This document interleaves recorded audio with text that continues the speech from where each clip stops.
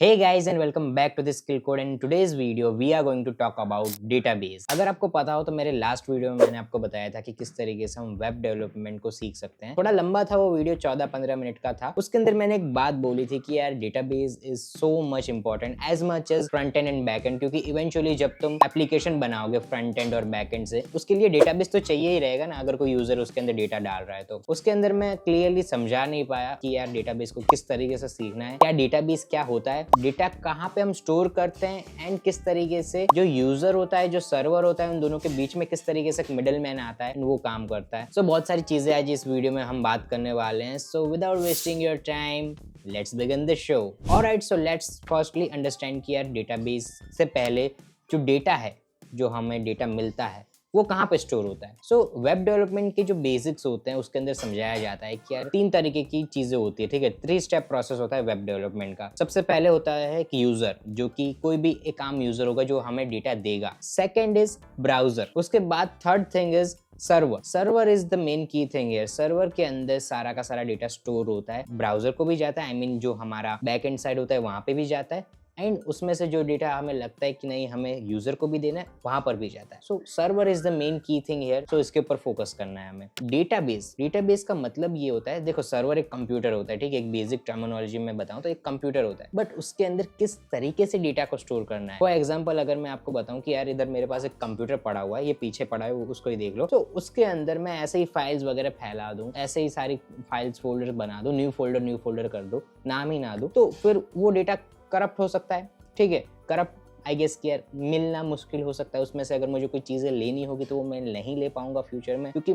मैंने एकदम मेस फैला दिए पूरा का पूरा। मुझे पता ही नहीं कि इस फोल्डर में क्या है, उस फोल्डर में क्या है। Database is a set of rule, is a set of methods जो हम यूज करते हैं सर्वर के अंदर डेटा को स्टोर करने में। बहुत सारी मेथड्स होती है मार्केट के अंदर, एसक्यूएल, नो एसक्यूएल, मेन तो 2 ही है, एसक्यूएल और नो एसक्यूएल। बाकी की अलग मेथड्स होती है। एसक्यूएल वाली जो मेथड्स होती है उनके अंदर हम टेबल्स में डेटा को स्टोर करते हैं, उसका एक अलग नाम है, मैंने तो लिख के रखा है, उसको बोलते हैं रिलेशनल डेटाबेस। बेसिकली एक टेबल होता है एक्सेल के अंदर, जैसा तुमने टेबल देखा होगा, उसके अंदर तुम्हारा एक कॉलम में और रो में डेटा स्टोर होता है, उस तरीके की चीज होती है। बट अगर तुम ऐसा नहीं चाहते कि एक कॉलम में और रो में यानी कि टेबल के अंदर डेटा स्टोर हो, तो तुम नो एसक्यूएल डेटाबेस को भी पढ़ सकते हो। But for the most at a beginning level, मैं कंफ्यूज नहीं करना चाहता तुम लोगों को इतनी सारी चीजें बता के। As a beginner I would highly recommend to learn SQL database. अब तुम बोलोगे कि यार ये एसक्यूएल आया कहां से, हम तो सर्वर की बात कर रहे थे ना, एसक्यूएल कहां से बीच में टपक पड़ा, तो उसके बारे में बात करते हैं। ये जो मिडल मैन होता है सर्वर और यूजर के बीच में, अगर हम वेबसाइट और सर्वर की भी बात करें तो जो मिडल मैन होता है वो हमारा एक सेल्स टीम की तरह होता है, या फिर आप कह सकते हैं असिस्टेंट की तरह होता है। अगर तुम किसी मॉल में या फिर किसी शोरूम में जाओ, अगर सपोज कि तुम एक कार लेने गए, तुम्हारे पास तुम नई स्विफ्ट डिजायर लेने गए, बहुत ही अच्छी लग रही है, तुम गए मारुति के शोरूम पे, तुम्हें दिखते हैं अच्छे से असिस्टेंट वेल ड्रेस्ड होके, वो तुम्हें कलर दिखाएंगे, इंजन की चीजें बताएंगे, स्पेसिफिकेशन बताएंगे, मोटा मोटा जो डेटा तुम्हें चाहिए रहेगा कार के बारे में, वो कार के बारे में डेटा तुम्हें देंगे। एंड एट द एंड अगर तुम्हारे पास पैसे और तुम्हारी इच्छा हो स्विफ्ट डिजायर लेने की, तो you can buy it from here and वो तुम्हें कार दे देंगे। सो एट द एंड तुम्हें प्रोडक्ट भी मिल जाता है, उसके रिगार्डिंग डिटेल्स भी मिल जाती है, एंड सारा काम 36 रहता है। हम जो पढ़ रहे हैं एसक्यूएल, वो ये असिस्टेंट है जो कि तुम्हें सारी डिटेल्स बताएगा, एट द एंड में प्रोडक्ट भी देगा, एंड तुम्हारा काम 36 करेगा। एसक्यूएल का सबसे पहले फुल फॉर्म बता देता हूँ मैं। एसक्यूएल का फुल फॉर्म क्या है? It's a structured query language. Structured query language यानी कि एक प्रोग्रामिंग लैंग्वेज ही है, काइंड ऑफ। पूरी प्रोग्रामिंग लैंग्वेज तुम नहीं बोल सकते, उसका कुछ सिंटैक्स में आपको हाईलाइटेड दिखा दूंगा कि किस तरीके से होता है। सो दिस इज एसक्यूएल, ठीक है। उसके अंदर टेबल्स में डेटा स्टोर होता है एंड उसके लिए हमें एसक्यूएल सीखनी पड़ती है। अब तुम बोलोगे कि यार चलो ये सब तो ठीक है, हमें समझ में आ गया कि यार एक सर्वर होता है, उसके अंदर एक असिस्टेंट होता है जो कि सारी चीजों को ऑर्गेनाइज करता है, जब भी कोई क्लाइंट आता है तो उसको मोटा मोटा दे देता है, ठीक है। सारी चीजें 36 है, ठीक है। Now at the end conclusion क्या आता है कि यार हमें क्या करना चाहिए, ये पूरे वीडियो का मतलब क्या है, ठीक है। तुम्हारे ये पूरी जो तुमने बातें बताई, एसक्यूएल, डेटाबेस, कार, नई स्विफ्ट डिजायर, प्रमोशन नहीं है वैसे, उसका इंगेजिंग बनाने के लिए बोल दिया।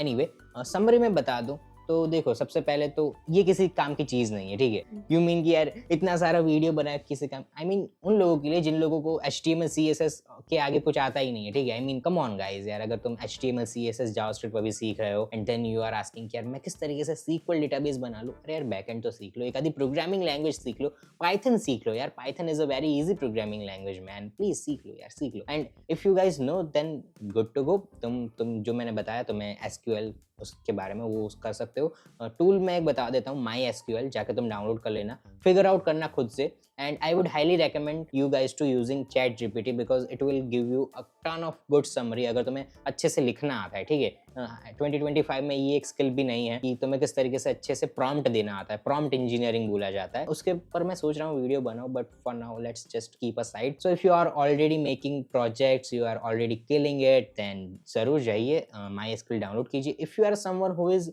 लर्निंग स्टेज पे हो, तो मैं ये कहूंगा कि तुम अभी इसके ऊपर हाईली अफेक्टेड मत हो जाओ, इसके बारे में सीखो, इसके बारे में नोट्स जो लेना चाहो तुम ले सकते हो, बट इसके ऊपर हाईली अफेक्टेड मत हो जाओ क्योंकि it's a part of process, I am saying it. And मैंने मेरी पिछली वीडियो में कहा था कि यार it's as much as important जैसे हमारा फ्रंट एंड और बैक एंड है, थोड़ा थोड़ा बैलेंस करो सारी चीजों को, ठीक है। मैंने मेरे जो रोड मैप है उसके अंदर भी बोला था कि यार कोई चीज 100% तुम नहीं सीख पाओगे कभी भी, क्योंकि देयर आर मल्टीपल टेक्नोलॉजीज। यार तुम कितनी कितनी चीजें याद रखोगे, तुम सीएसएस की प्रॉपर्टीज याद रखोगे, रिएक्ट का सिंटेक्स याद रखोगे, पाइथन का सिंटेक्स याद रखोगे, फ्लास्क में किस तरीके से राउट्स बनाना है वो याद रखोगे, कि ये माई एसक्यूएल का सिंटेक्स याद रखोगे। सारी चीजें तो याद नहीं रहेगी ना, तुम्हारी जिंदगी भी है अगर साइड में, ठीक है। वो बात अलग है कि अगर तुम इंट्रोवर्ट पर्सन हो तो, बट फिर भी इसके ऊपर नजर रखना अपनी अच्छे से, पैनी नजर रखना, ठीक है। जैसे जैसे तुम्हें लगे खुद से ऐसा हो कि नहीं मैं ग्रो कर रहा हूँ as a developer, as a web developer, मेरे पास प्रोजेक्ट्स बढ़ रहे हैं and now I really want to see some dashboard, see some data, मैं चाहता हूँ कि लोगों को मैं अपनी वेबसाइट का लिंक भेजूँ, वो अपना डेटा पुट इन करें एंड मैं देख सकूँ, तो कूद जाओ इसके ऊपर, लर्न करो। And if you have any queries related to video, या फिर मुझसे कोई क्वेरी है, या फिर कोई भी और पूरे दुनिया का कोई भी क्वेश्चन है, नीचे कॉमेंट्स में जरूर पूछना। मुझे लाइक कर देना अगर ये वीडियो थोड़ा सा भी हेल्पफुल लगा हो, आपके एक एक लाइक से हमें मोटिवेशन मिलता है ऐसी अच्छी वीडियोस बनाने का। सब्सक्राइब कर दीजिए ताकि हमें थोड़ा और मोटिवेशन मिले, हम थोड़ी और अच्छी क्वालिटी की वीडियोस बना पाए। And that's all for the video guys. Thanks for watching this video